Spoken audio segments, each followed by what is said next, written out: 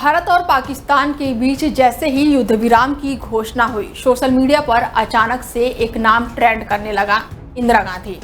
साल 1971 का युद्ध हो या फिर पोखर का परमाणु परीक्षण, शरणार्थी संकट हो या फिर अमेरिका का दबाव, हर मोर्चे पर इंदिरा गांधी ने वो फैसला लिया जो इतिहास में आयरन लेडी की छवि को अमर कर गए। आज जब भारत की समृद्ध ताकतों की बात होती है तो उनकी नींव कहीं ना कहीं उन्हीं के साहसी निर्णायकों में दिखाई देती है। कई ऐसे मौके आए जब इंदिरा गांधी ने पाकिस्तान को न केवल जवाब दिया बल्कि घुटनों पर लाकर खड़ा कर दिया। बात अगर नवंबर 1971 की जाए तो जब भारत और पाकिस्तान में तनाव अपने चरम पर था, उस समय अमेरिकी राष्ट्रपति रिचर्ड निक्सन ने धमकी भरे अंदाज में कहा था कि अगर भारत ने पाकिस्तान के मामलों में दखल दिया तो अमेरिका चुप नहीं बैठेगा, भारत को सबक सिखाया जाएगा। लेकिन इंदिरा गांधी ने व्हाइट हाउस में रिचर्ड निक्सन की आंखों में आंखें डालकर काफी दृढ़ता से जवाब दिया और कहा था कि भारत अमेरिका को मित्र मानता है, मालिक नहीं। भारत अपनी तकदीर खुद लिखने में सक्षम है और हम जानते हैं कि हालात के अनुसार किससे कैसे निपटना है।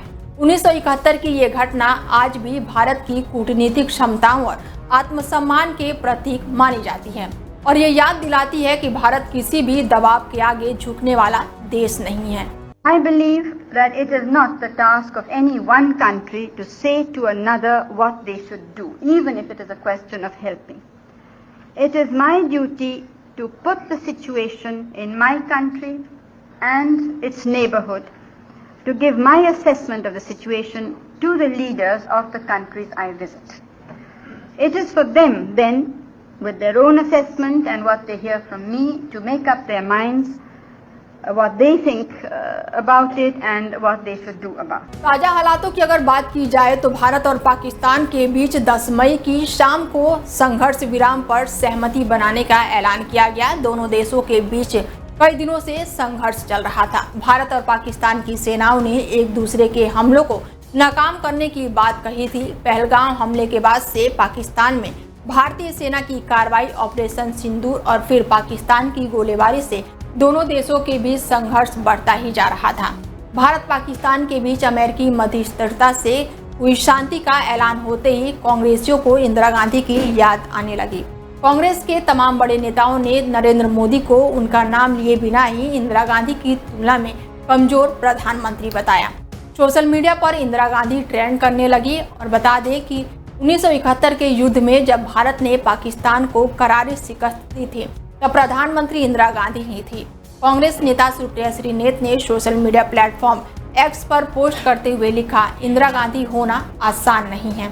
उन्होंने जवानों के साथ इंदिरा गांधी का फोटो भी शेयर किया। कांग्रेस नेता श्रीनेत ने एक और एक्स पर पोस्ट करते हुए लिखा, अमेरिका की आंखों में आंखें डालकर पाकिस्तान के 2 टुकड़े करके विश्व का भूगोल बदल दिया था, ऐसी थी इंदिरा गांधी। इसके बाद से बीजेपी नेता भी कहां पीछे रहने वाले थे। इसी पर बीजेपी के आईटी सेल प्रमुख अमित मालवीय ने भी लिखा, 1971 का युद्ध पाकिस्तान सेना के आत्मसमर्पण के साथ खत्म हुआ था। हालांकि इसके बाद हुए शिमला समझौते रूस और अमेरिका दोनों के दबाव में तैयार हुआ। भारत ने 99,000 युद्धबंदियों को बिना किसी रणनीतिक लाभ के रिहा करा दिया। ना तो पाकिस्तान अधिकृत कश्मीर को खाली कराने की कोई शर्त रखी गई, ना ही सीमा को औपचारिक रूप से तय किया गया, ना ही युद्ध भारत पर थोपा गया। शरणार्थी संकट के लिए कोई मुआवजा मांगा गया। उस वक्त इंदिरा गांधी प्रधानमंत्री थे। सुविधा के हिसाब से बातें बताना बंद कीजिए। फिलहाल आपको बता दें कि 22 अप्रैल 2025 को जम्मू कश्मीर के पहलगाम में हुए आतंकी हमले के बाद से भारत और पाकिस्तान के बीच तनाव लगातार बढ़ता ही जा रहा था।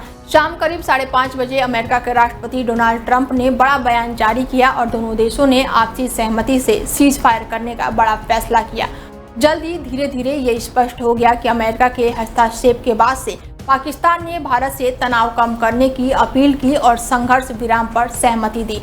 बीते कई घंटों में अमेरिका की मध्यस्थता से दोनों परमाणुओं से लैस देशों के बीच टकराव टल गया है और इस घटनाक्रम ने एक बार फिर से 1971 की ऐतिहासिक लड़ाई की याद दिला दी है, जब तत्कालीन प्रधानमंत्री इंदिरा गांधी के नेतृत्व में भारत ने पाकिस्तान को करारा जवाब दिया था।